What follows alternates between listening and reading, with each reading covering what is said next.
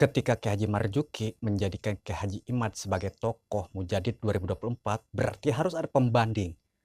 Akan banyak sekali pembanding, bukan hanya dari negara Indonesia, bukan hanya dari kalangan NU, akan tetapi dari kalangan Muhammadiyah, Salaf. Akan tetapi, mengapa Kiai Haji Marzuki menjadikan Kiai Haji Imad sebagai Mujadid 2024?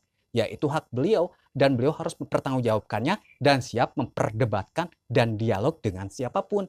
Sama halnya ketika saya menjadikan Dr. Zakir Naik sebagai Mujadid 2024, saya pun siap mendiskusikan, berdialog, bahkan berdebat jika tokoh-tokoh yang Anda referensikan, yang Anda maksud lebih baik dan lebih cocok.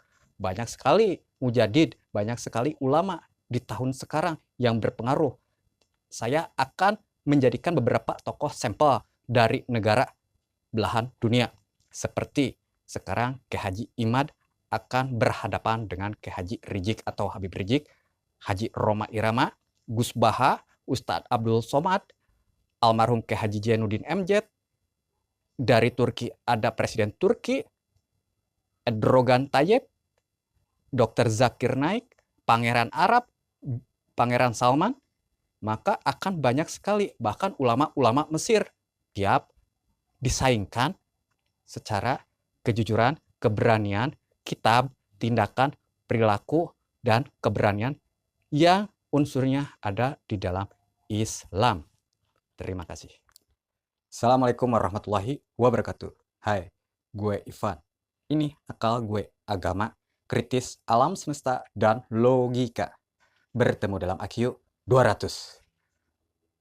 50% pendapatan dalam video ini akan saya hibahkan buat anak yatim piatu di kota Cilacap, Jawa Tengah. Apakah, Bang, apakah Kiai Haji Imaduddin adalah Mujadid 2024? Oke, saya jawab. Jika ada yang berkata seperti Kiai Haji Marzuki berbicara bahwa Kiai Haji Imad adalah Mujadid 2024, itu menurut beliau. Dan kita menghormatinya. Akan tetapi jika berbicara secara metode, arti dari Mujadid seperti apa, dan konsepnya mau dibikin kemana, begitu. Jika berbicara Mujadid 2024, maka Kiai Haji Imad atau Habib Rizik yang pantas. Oke, itu baru dua pembandingan. Karena ketika kita mencontohkan seseorang harus ada pembanding. Tokoh yang menurut kita baik, bagus juga. Nah, yang kedua, apakah Kiai Haji Imaduddin, Habib Rizik Syihab, atau Kiai Haji Roma Irama yang lebih pantas menjadi Mujadid abad sekarang? Ketika masih kurang juga, ada pembanding lain dari negara lain, dari bangsa lain yang benar-benar bermutu, baik, dan melakukan pembaruan di dalam agama Islam. Sekarang saya akan mengasih contoh 4 tokoh. Lebih pantas mana? Kiai Haji Imaduddin, Habib Rizik Syihab, Kiai Haji Roma Irama, atau Profesor Dr. Zakir Naik? Nah, saya harus menjawab. Dari keempatnya, mereka ulama yang saya hormati dengan alasan apapun, suka nggak suka. Saya berbicara objektif. Nah, jika harus dipilih satu, maka saya secara pribadi memilih Profesor Dr. Zakir Naik. Anda boleh setuju ataupun tidak setuju. Akan tetapi, saya memilih Profesor Dr. Zakir Naik. Alasannya apa? Oke, saya menjawab. Sekali lagi, saya menjawab. Profesor Dr. Zakir Naik, beliau membuat karya ilmiah, membuat tesis. Beliau tidak hanya secara materi, tidak hanya secara ucapan, akan tetapi secara tindakan. Dr. Zakir Naik adalah ulama yang saya hormati. Salah satu ulama yang saya hormati berasal dari India. Beliau metodenya yang dipakai adalah apologet atau kristologi.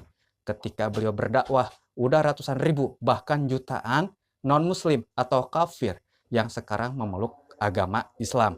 Apakah itu arti mujadid? Yes. Sekarang kita berbicara dari inspirasi. Setelah Profesor Dr. Zakir Naik berdakwah? Apakah banyak ulama-ulama kaum milenial di zaman sekarang muslim-muslim mengikuti gayanya? Iya. Oke, saya jawab. Banyak sekali di belahan dunia. Di negara Indonesia, siapa orang yang tidak mengenal Dr. Zakir Naik? Saya yakin semuanya mengenal. Sebagian besar mengenal Dr. Zakir Naik. Akan tetapi, jika orang luar negeri seperti Arab bertanya apakah mereka kenal dengan Kiai Haji Imad, saya yakin belum tentu mereka kenal. Saya tanya, apakah orang Eropa mengenal siapakah Habib Rizik? Saya yakin belum. Apakah orang Eropa atau orang Arab mengenal Kiai Roma Irama? Jawabannya ada dua. Mengenal lewat karyanya, lagunya, dan ada juga yang tidak mengenal. Akan tetapi secara sejarah, secara akademik, Roma Irama diakui bahwa beliau adalah Raja Dangdut. Sedangkan Dr. Zakir Naik, baik di belahan Eropa, Amerika, Asia, Afrika, mereka manusia semuanya hampir mengenal tokoh yang bernama Dr. Zakir Naik. Karena kecerdasannya, karena keberaniannya, karena kepintarannya, banyak misionaris, banyak orientalis memusuhinya. Kenapa? Karena secara akal, karena secara ilmiah, Dr. Zakir Naik lebih ilmiah, lebih masuk akal. Ketika seseorang berbicara, ketika seseorang sudah berbicara dan masuk akal, maka orang itu akan mengikutinya, maka orang itu akan menjadi lebih baik. Jika seseorang sudah berbicara sesuai keilmiahan, ilmu pengetahuan, agama, dan berlogika, maka akan menjadikan banyak pengikut dari belahan dunia. Apalagi secara bahasa, Dr. Zakir Naik menguasai beberapa bahasa seperti Arab, India, Inggris, Hebrew, Ibrani, Abrahamik, Aramaik, bahkan bahasa-bahasa Latin, bahkan Yunani. Beliau mengetahui dan bisa berbicara itu. Ketika semakin populer dan lebih populer dan mendunia, Dr. Zakir Naik dihantam sama musuh-musuh baik secara agama ataupun politik. Mereka bersatu untuk menyerang Dr. Zakir Naik. Gimana caranya Islam tidak berkembang lebih maju? Makanya misionaris menyerang. Akhirnya Dr. Zakir Naik diasingkan dan berimigrasi dan pindah ke negara Malaysia. Sultan Malaysia merangkulnya. Perdana Menteri Malaysia menerimanya dengan baik. Banyak negara-negara yang siap menampung Dr. Zakir Naik termasuk Indonesia. Akan tetapi kenapa Dr. Zakir Naik lebih memilih negara Malaysia? Itu hak beliau. Ketika di negara Malaysia, Dr. Zakir Naik dihormati sama ulama-ulama Muslim Malaysia yang ada di sana. Akan tetapi, apakah Zakir Naik bisa berbaur? Yes. Ketika beliau menjadi imam di salah satu masjid terbesar di Kuala Lumpur, beliau menggunakan mazhab Syafi'i. Akhirnya orang-orang yang menghina, membulinya, mencucurkan air mata ketika Dr. Zakir Naik menjadi imam di salah satu masjid terbesar di Malaysia. Ini pendapat pribadi saya. Anda boleh setuju ataupun tidak setuju bahwa Mujadid di tahun 2024 beliau adalah Dr. Zakir Naik. Sekali lagi, dengan keilmuannya, dengan bahasanya, dengan akalnya, dengan syiarnya, dengan dakwahnya, dengan pembaruannya, beliau menjadi ulama inspirasi kalangan muda, kalangan tua, bahkan Muslim dan non-Muslim secara pribadi, secara hati nurani. Mereka mengidolakan, mengagumi Dr. Zakir Naik. Seperti Profesor Manacem Ali, seperti Koh Donditan, Ustadz Kainama,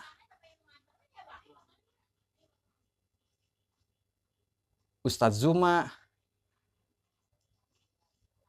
mungkin termasuk saya. Makanya sekarang banyak ulama-ulama muslim, banyak tokoh-tokoh muslim yang turun ke Apollo Z.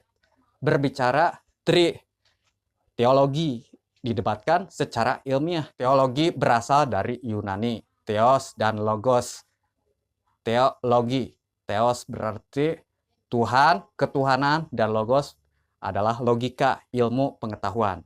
Banyak sekali debat-debat lintas agama yang memakai metode ilmiah. Jadi dalil dilawat dalil. Jadi tidak berhalusinasi, tidak memakai metode seperti begini nih. Saya semalam bermimpi bertemu Nabi. Itu tidak bisa diilmiahkan. Dan Nabi berkata kepada saya bahwa saya adalah keturunan beliau yang ke-37. Apakah saya harus bercerita kepada orang-orang? Kalau saya pribadi tidak akan bercerita. Karena itu tidak bisa diilmiahkan. Begitu. Mudah-mudahan ini menjadi ilmu dan bermanfaat. Wassalamualaikum warahmatullahi wabarakatuh.